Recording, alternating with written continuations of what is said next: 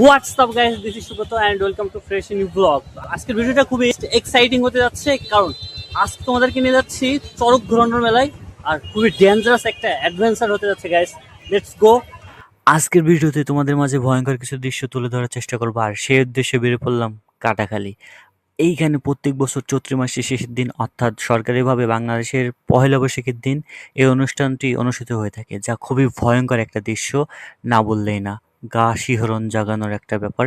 যেহেতু পয়লা বৈশাখের দিন এই অনুষ্ঠানটা পড়ে, সেই ক্ষেত্রে অনেক মানুষের ঢল নেমে আসে এই অনুষ্ঠানে।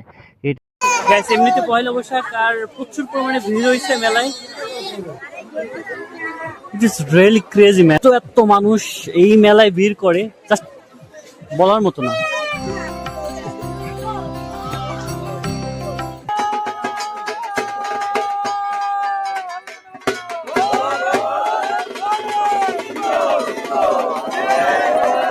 সেই ভয়ঙ্কর অভিজ্ঞতার সাক্ষী হতে যাচ্ছে এখন, যেটা 200 থেকে 250 বছর ধরে এখনো চলতেছে চড়ক পূজা। এত লোক হয়েছে, রাস্তাতেও অনেক লোক হয়েছে, অনেক লোকজনের সমাগম হয়েছে যেহেতু পয়লা বৈশাখ। চৈত্র মাসের শেষের দিকে এই সন্ন্যাসীরা মহাদেবের উপাসনা করে থাকে, যেটাকে নীল পূজা বলি আমরা, সেটাই মহাদেব। তো তাদের কঠোর পরিশ্রম, ধৈর্য, ধর্মীয় বিশ্বাস, ভক্তি সবকিছু মিলেই কিন্তু চড়ক ঘোরানোর যে উৎসবটা তারা অংশগ্রহণ করে থাকে। এটা মোটেও সহজ কাজ না, অনেক কষ্টদায়ক, আত্মত্যাগ, মানে অনেক কিছুর ব্যাপার আছে ধর্মীয় নিয়মকানুন, রীতিনীতি অনুযায়ী। তো সেখানে তারা অংশগ্রহণ করছে। আর কঠোর পরিশ্রম, দেখো, বিশেষ এক মন্ত্রের মধ্য দিয়েই কিন্তু এই যে পিঠে যে বড়শি বিধানো হয়, এটা খুবই যন্ত্রণাদায়ক। আমি তুমি পারবো না। একটা হাতে যদি সুই বেঁধে আমরা কিন্তু অনেক কষ্ট পাই, রক্ত বেরোয়। কিন্তু ব্যাপারটা এমন যে, ওই যে বললাম, ধর্মীয় বিশ্বাস রীতিনীতি অনুযায়ী যুগ যুগ ধরে এই চড়ক ঘোরানো উৎসবটা হয়ে আসতেছে। আর প্রত্যেক বছর চৈত্র মাসের শেষের দিন, যেটা আমাদের বাংলাদেশে পহেলা বৈশাখ পড়ে, কিন্তু আমাদের হিন্দু ধর্ম রীতিনীতি অনুযায়ী সেদিন হচ্ছে চৈত্র সংক্রান্তি, তার পরের দিন পহেলা বৈশাখ। তবে যাই হোক, এই বিশেষ দিনেই কিন্তু এই চড়ক ঘোরানো উৎসবটা অনুষ্ঠিত হয়ে থাকে। আর এইখানে যারা সন্ন্যাস হয় এই পূজার উপলক্ষে, তারা নিরামিষ খায় 10-12 দিন আগে, অথবা পুরো মাস ধরে নিরামিষ খায়, সঠিক আমি জানি না। তবে তাদের অনেক নিয়মকানুন মানতে হয়, উপাসনা করতে হয় মহাদেবের, আরও অনেক কিছু আছে। তো বিশেষ মন্ত্রের মধ্য দিয়েই কিন্তু পিঠে এই বড়শি বিধানো হয়। এটা মোটেও সহজ কাজ নয়, এটা অনেক কষ্টদায়ক ব্যাপার। ওই যে বললাম, ধর্মীয় বিশ্বাস আর রীতিনীতি, আচার আচরণ সবকিছু মেনেই কিন্তু এইগুলো করা হয়। তো প্রত্যেক বছর আমি দেখি 2টা দাদাই কিন্তু পিঠে বড়শি বেঁধে ঘোরে এইভাবে। তো তোমাকে যদি বলা হয় যে একটা দড়ি ধরে তুমি ঘোরো এইভাবে বেশ কয়েকবার, তাহলে তোমার মাথা ঘুরে যাবে, তুমি কিন্তু পড়ে যাবা। কিন্তু দেখো, ভগবানের অশেষ কৃপা, তাদের কিন্তু তেমন সমস্যা হয় না। পিঠে বড়শি বিদায় 2টো বড়শির উপর নির্ভর করেই কিন্তু ঘোরে। তারপরে সবকিছু মিলেই কত আয়োজন করা হয় এইখানে। তো ধর্মীয় রীতিনীতি অনেক কিছু আছে। আমি তুমি চাইলে হয়তোবা 1ম এভাবে করতে পারবো না। এখানে অনেক নিয়মকানুন আছে, সেগুলো মানতে হবে। তারপরে উপাসনা করতে হবে। সবকিছু মিলেই কিন্তু এই কঠোর পরিশ্রমের পরে, ধৈর্য, ভক্তি সবকিছুর পরে কিন্তু এরকম বড়শি ঘোরানোর মতন একটা ব্যাপার তুমি অর্জন করতে পারবা। অনেক নিয়মকানুন আছে, সেটা আমি সঠিক জানি না। কখনো জানার চেষ্টা করিনি। যদি জানি তাহলে তোমাদেরকে বলার চেষ্টা করব পরবর্তীতে। তো দেখো, পিঠে বড়শি বিঁধা এরকম বাচ্চাদের নিয়ে ঘোরা, তারপরে ঢাক বাজানো, বাতাসা ছিটানো, আর এত মানুষের ঢল হবেই না কেন? কারণ ধর্মীয় বিশ্বাসের যে ব্যাপার, সেটা তো আছেই। অনেক সনাতনীরা এখানে আসছে, আবার আমাদের অন্য ধর্ম যারা আছে তারাও কিন্তু এখানে আসছে দেখছি। সো তারা এই ব্যাপারগুলো দেখতে আসে, বা যে কৌতূহল জাগে মানুষের মধ্যে। আর হ্যাঁ, ব্যাপারটা কিন্তু খুবই শিহরিত একটা ব্যাপার, যা সবাই চোখে দেখতে পারবে না, সহ্য করতে পারবে না, কষ্টদায়ক একটা ব্যাপার। তো যাই হোক সেটা তোমাদের মাঝে তুলে ধরার চেষ্টা করলাম। আর দেখো আমাদের সনাতন ধর্মে ভাই অনেক নিয়ম-কানুন আছে, অনেক ব্যাপার-স্যাপার আছে যেটা বলে শেষ করা যাবে না। তবে এই ব্যাপারটা একটু অন্যরকম, যেটা খুবই কষ্টদায়ক এবং উপাসনার ব্যাপার। সবকিছু মিলে আলাদা একটা ব্যাপার, যেটা মহাদেবের উপাসনা করাকে বোঝানো হয় এই নীল পূজার মধ্য দিয়েই। তারপরে শুরু হবে আমাদের পহেলা বৈশাখ। আর যেহেতু পহেলা বৈশাখ আমাদের বাংলাদেশী আ নিয়মকানুন অনুযায়ী, রাষ্ট্রীয় নিয়মকানুন অনুযায়ী, সেই ক্ষেত্রে এত মানুষের ঢল কিন্তু ওই উপলক্ষে হইছে। কারণ এখানে একটা মেলা বসছে। তো সবকিছু মিলেই কাটাখালীর এই চড়ক ঘোরানো মেলার আয়োজন করা হয়েছে। ধর্মীয় বিশ্বাস রীতিনীতি অনুযায়ী চড়ক ঘোরানো মেলা আর পহেলা বৈশাখের যে আমেজ, এইখানে কিন্তু অনেক মানুষের ঢল। তো রাজবাড়িতে ২ টা জায়গা আমি চিনি। এক কাটাখালী, আরেকটা হচ্ছে পাচুরিয়া। এই ২ টা জায়গাতে এই চড়ক ঘোরানো উৎসবটা হয়ে থাকে। তো এইখানেই বর্শি বিধানো পিঠে তারপরে ঘোরানো হয়। আর পাচুরিয়া যেটা আছে ওটা সম্ভবত কোমর অথবা বুকে সম্ভবত ওইটা ওইভাবে ঘোরানো হয়। তো আমি প্রত্যেক বছর এইখানে আসার চেষ্টা করি, পাচুরিয়ায় তো কখনো যাইনি। আর এইটাই তোমাদের মাঝে তুলে ধরার চেষ্টা করতেছি। দেখো কত মানুষের সমাগম হইছে এইখানে। ভগবানের অশেষ কৃপা এদের উপর আছে বিধায় কিন্তু এরা অসাধ্য কাজগুলো করতে পারতেছে। তবে যাই হোক এটাই বলবো যে ভিডিওটি যদি ভালো লাগে থাকে তাহলে অবশ্যই লাইক, কমেন্ট, শেয়ার এবং সাবস্ক্রাইব করে পাশে থাকতে পারো। আর এই দাদারা কত কষ্ট করতেছে।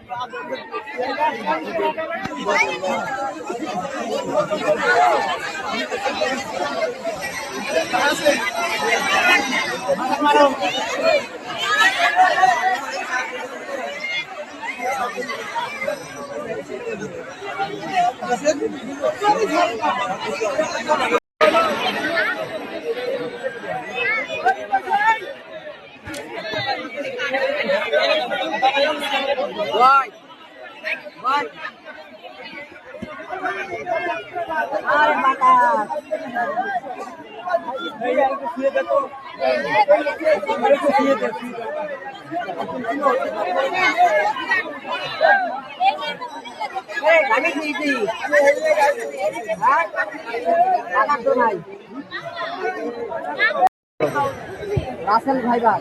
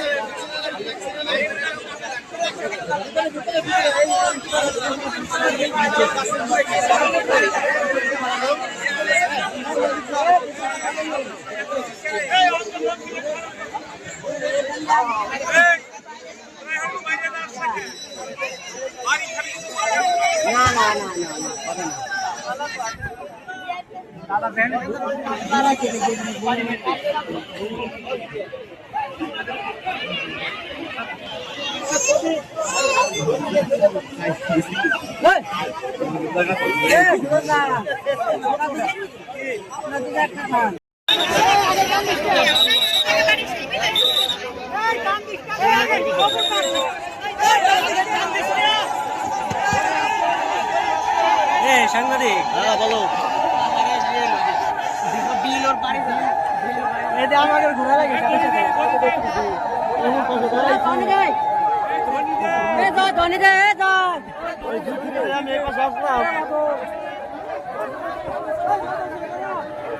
ড্রোন আরে ড্রোন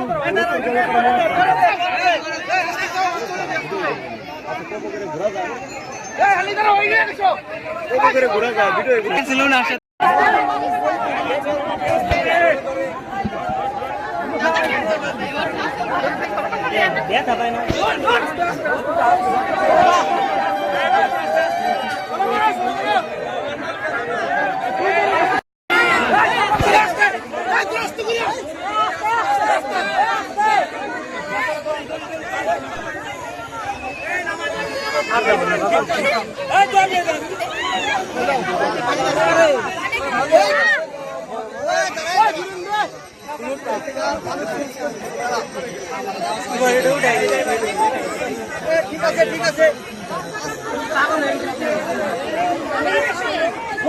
পরে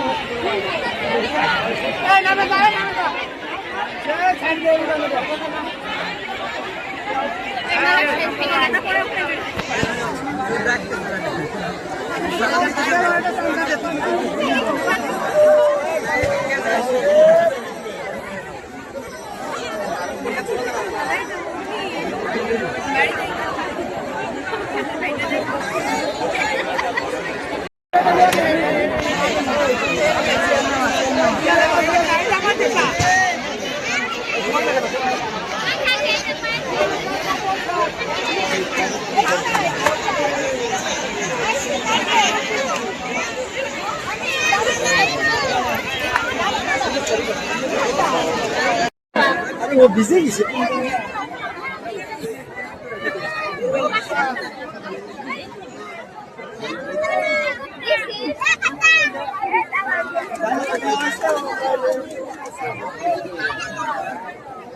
ঠাকুর মশাই দিন তো